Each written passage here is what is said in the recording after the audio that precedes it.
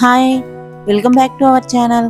ఈరోజు ఎంతో సింపుల్గా అలానే ఎంతో టేస్టీగా ఉండే రొయ్యల వేపుడు చేయబోతున్నానండి. ఈ రొయ్యల వేపుడు చాలా చాలా టేస్టీగా ఉంటుంది, అలానే సింపుల్గా చేసుకోవచ్చు. ఇది ఎలా చేసుకోవాలో చూద్దాం.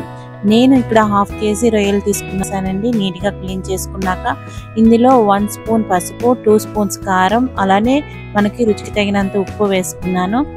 ఇప్పుడు రొయ్యల వేపుడు చేసుకోవడానికి ఆనియన్స్ని నేను ఒక 3 ఆనియన్స్ని ముందే కోసి ఉంచుకున్నానండి, కట్ చేసుకొని.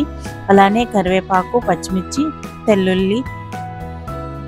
స్టవ్ మీద కళాయి పెట్టుకొని ఆయిల్ వేసుకున్నానండి. ఆయిల్ వేసుకున్నాక ఆవాలు, జీలకర్ర వేసుకున్నాను. అవి కొంచెం వేగినాక తెల్లుల్లి, ఉల్లిపాయలు వేసుకోవాలి. ఆ తర్వాత పచ్చిమిర్చి, కరివేపాకు, కొంచెం ఆనియన్స్. ఈ కూరకి కొంచెం ఆనియన్స్ ఎక్కువగానే పడుతుంది. బాగా వేయించుకోవాలి.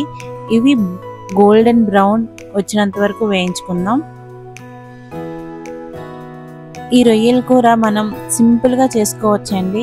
ఎవరైనా రిలేటివ్స్ వచ్చేటప్పుడు మనం హడావిడిగా ఏదైనా వంట చేయాలంటే మనకి చాలా కష్టంగా ఉంటుంది. కాబట్టి ఈ రొయ్యల వేపుడు అనేది చాలా ఈజీ ప్రాసెస్, అలానే సింపుల్గా అయిపోతుంది.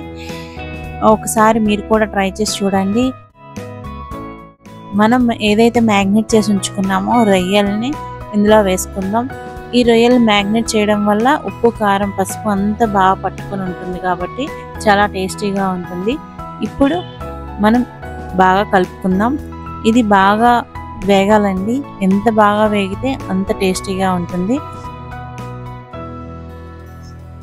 ఒక 10 మినిట్స్ ఇలా మూత పెట్టుకొని ఉంచుకుందాం.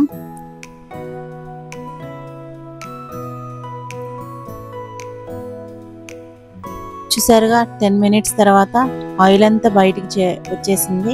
ఇప్పుడు మనం గరం మసాలా వేసుకుందాం.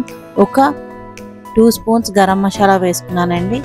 ఇలా వేసుకున్నాక నీట్గా కలుపుకోవాలి. ఇలా కలుపుకున్నాక కొంచెం చిన్న గ్లాస్ వాటర్ వేసుకోవాలండి. ఇలా వేసి ఒక 5 మినిట్స్ మనం దీన్ని మూత పెట్టుకొని ఉంచుకుందాం. అంతేనండి, ఎంతో టేస్టీగా రెడీ అయిపోయింది. చూసారా, రొయ్యల వేపుడు ఒక సర్వింగ్ బౌల్లో సర్వ్ చేసుకుందాం. చూసారా, ఎంతో టేస్టీగా, ఎంతో ఈజీ ప్రాసెస్లో మనం ఈ రొయ్యల వేపుడు చేసుకోవచ్చండి. Thank you for watching.